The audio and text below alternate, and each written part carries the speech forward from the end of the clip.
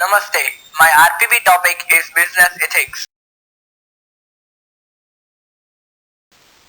The term ethics refers to the study of moral behavior.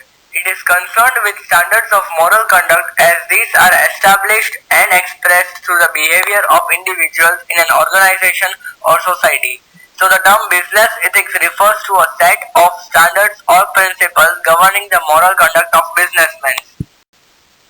Principles of business ethics. First, be trustful.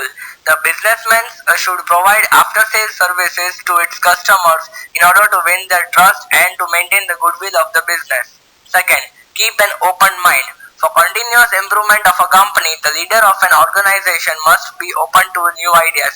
He should ask for opinions and the feedback from both the customers and its employees in order to maintain the goodwill of the company. Meet obligations. Regardless of the circumstances, do everything within your power to gain the trust of past customers and clients, particularly if something has gone awry. Reclaim any lost business by honoring all commitments and obligations. Have clear documents.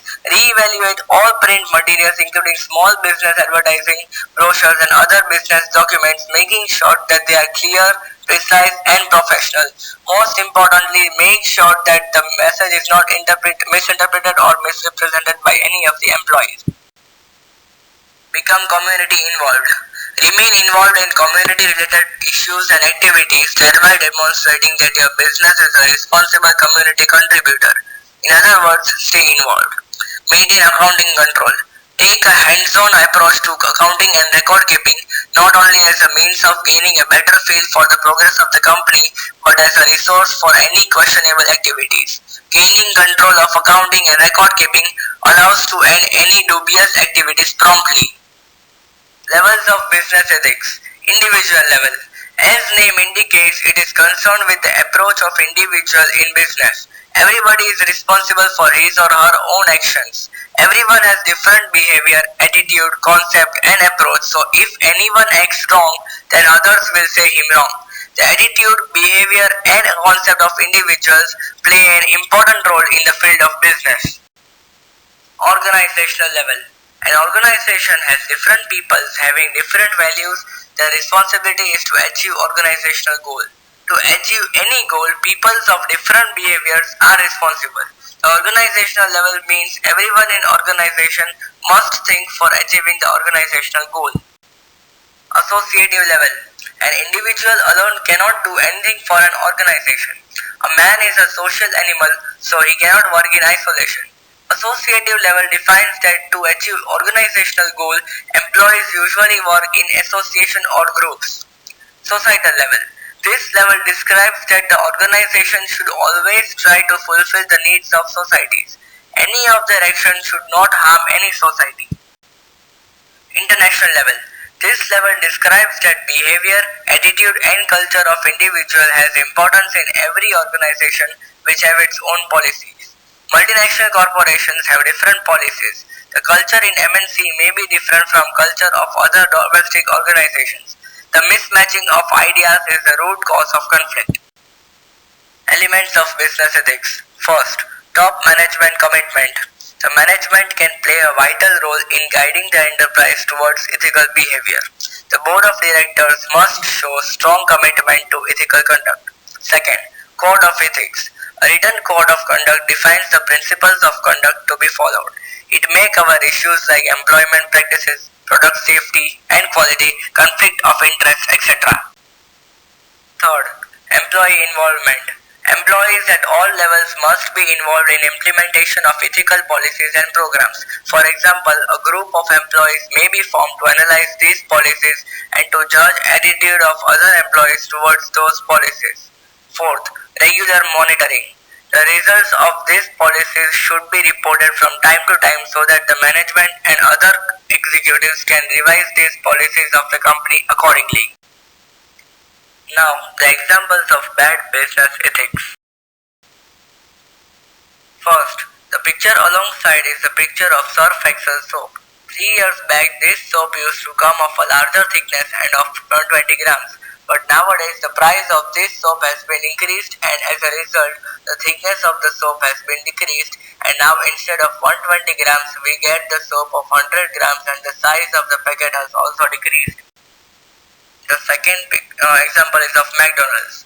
In 1972, Ray Kroc, the company's founder, made a rare donation of $250,000 to Nixon's re-election campaign, and in return he got a favorable legislation that allowed companies such as McDonald's to pay teenage employees 20% less than federal minimum wages. Most observers consider this a typical case of corporate influence on lawmakers to enact legislation that serve their selfish ends and harm society. The picture alongside is a UK clothing firm Primark, which has fired 3 Indian suppliers because they used child labor to finish goods. The suppliers subcontracted smaller firms which were using child labor to carry out embroidery and sequin work. The BBC's Panorama program, which carried out a 6-month investigation, alerted Primark to the problems consumers are increasingly demanding that companies produce goods in an ethical manner, turning the spotlight on worker wages and working conditions. The picture alongside given is of Parle-G biscuits. 2 months ago, the size of Parle-G biscuits was thicker and the size of the packet was also big, and we used to get it at reasonable prices. But nowadays, we frequently see that the thickness of biscuits has been decreased but the prices have not risen. So thus, the quantity of biscuits in one packet has decreased without increase in prices.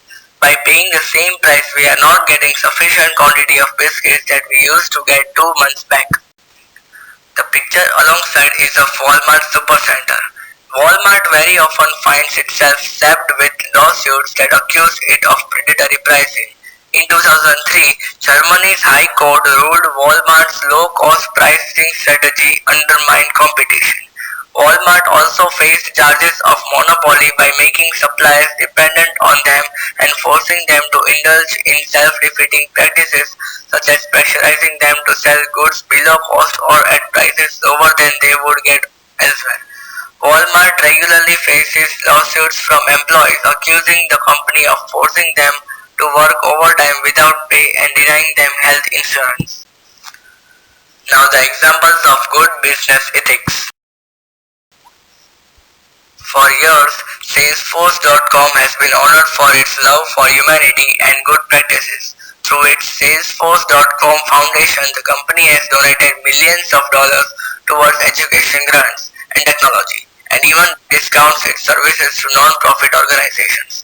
The company also encourages its employees to get into the action by giving them 6 days off per year to do any type of charitable work they choose.